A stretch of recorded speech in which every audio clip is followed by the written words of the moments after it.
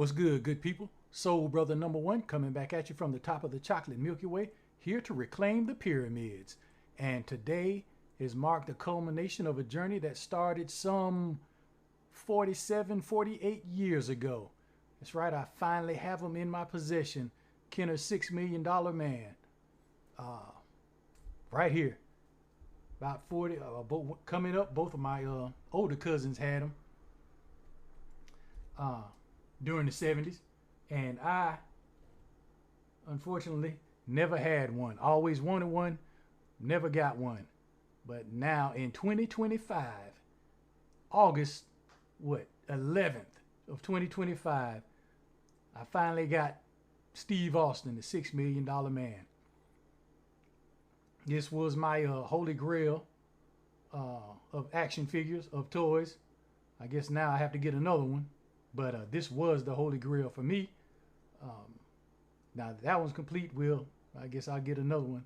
There should be something along the line. But anyway, if you're looking at this video and you're digging this video, most of what I'm about to tell you isn't news because you already know about the $6 million man. It was based off of a novel called Cyborg that was written in 1973, I believe. And then ABC adapted, I think, 2 or 3 TV pilot movies from that novel, which eventually became the $6 Million Man TV show because of the success that those 3 made-for-TV movies had. And that was 1974, I believe, when the first episode of the $6 Million Man aired. And then about a year later, you had, that's when Kenner released the $6 Million Man action figure. And if you were around in the 70s, you already know that show was the show and that action figure was the action figure. And I didn't have it. But anyway, like I say, I think the first action figure came out in 75, version 1. He came with an engine block.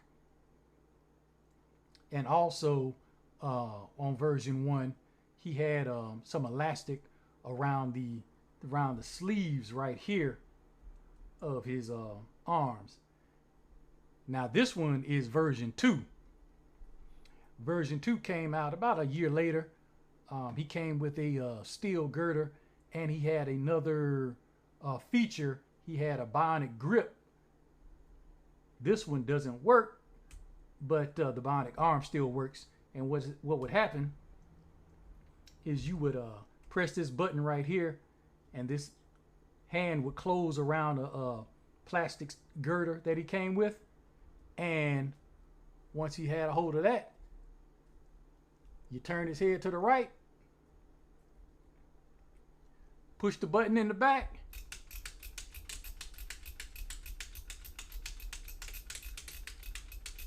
and that was his bionic arm. Went up like that.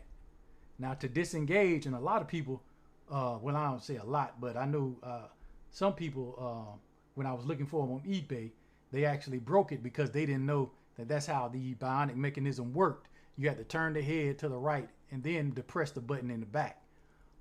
They just tried to, I don't know what they didn't do it, and it broke the arm. So to disengage, you just turn his head back straight, and then you lower the arm that way. Another difference in the version 2, in the version 1, is that the arm was molded in, I guess if you can see, silver plastic. And it also had a rubber sleeve on it to mimic the skin. I've rolled mine up because I just like to see the bionic arm under there. But the rubber is still on there as well. You can see this Steve Austin's in pretty good shape for a 40-some-odd-year-old figure. Looking just like Lee Majors. Well, looking like enough of Lee Majors. His eye, you look through the hole in the back of his head to simulate his bionic eye. But when you look through that hole, it makes things things seem far away, but his bionic eye was telephoto, so it made things seem closer. I don't know, they just, maybe they wasn't thinking, I don't know. And he also had infrared in the eye for his bionics. And that was all the bionics that the figure came with.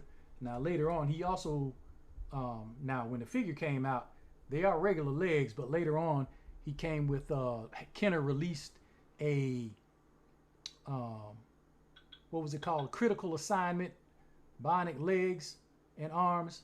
So you could replace these legs and to mimic his bionic legs. But this figure, they're just regular plastic legs. I'm gonna get those eventually as well too. But as far as articulation, Steve Austin, he's pretty good articulation. You got, I would say, the head swivel is 1, right? And at the shoulder, you can lift it up. That's 2. He has elbow, 3. And he has elbow swivel. That's 4. He turns at the waist, 5. Let's see. Oh, his wrists, they go in and out. 6. His legs can go up. At 7. They bend at the knee. 8. And you have ankle pivot. That's 9. So in all, well, 1, 2, 3, 4, 5, 6, 7, 8, 9, 10, 11, 12, 13, 14, 15 points of articulation for this figure that stands about 13 inches tall. You see the patch, a lot of them, the patch is missing, but this one, the patch is still on. There's no wear to speak of on the head. On the hair, you see, you got a little wear on that, but it's all right. Like I say, for a 40-some-odd-year-old figure, this is in pretty decent shape. You have, there was a little hole right here, and then a little hole on the front. But for the price, this is pretty good for the price. This didn't break me at all.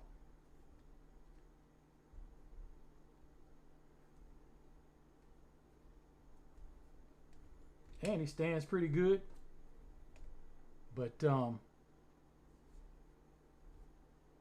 this was a day that will be long well remembered in the Republic. Star Wars line, I guess. A day after 47, 48 years, see me finally get Kenner's $6 Million Man. It was just like Christmas. Pretty much just like Christmas. But anyway, that's my review of Kenner's $6 Million Man. Steve Austin before the wrestling Steve Austin. And remember, keep a glide in your stride, a dip in your hip, and we can all wait on the mothership. Y'all be easy.